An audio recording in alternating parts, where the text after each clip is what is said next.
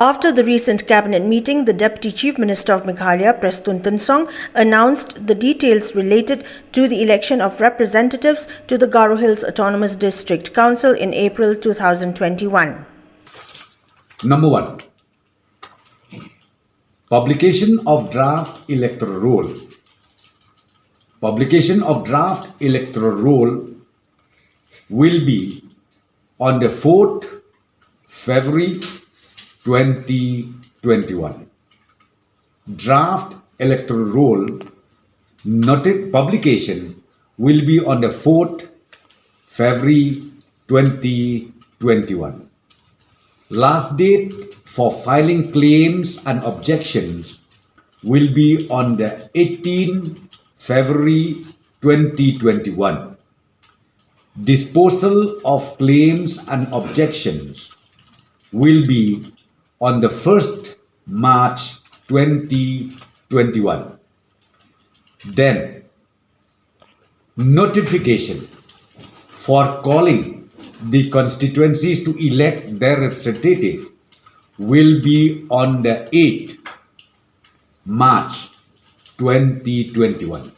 Means the notification for election to the general election to the Garo Hills Autonomous District Council will be on the 8th March 2021. And let me repeat, from that day, from 8th March 2021, the moment notification comes out, Model Code of Conduct will be in place. The Model Code of Conduct will be in place from the 8th March 2021 to the entire Garo Hills District Council area. Asked on whether his party would secure majority in the forthcoming elections to the Garo Hills Autonomous District Council, Prestun Tinsong stated that his party would definitely cross the magic number of 16 winners, which would also secure the NPP a majority in the GHADC. Yes, that's what I'm saying.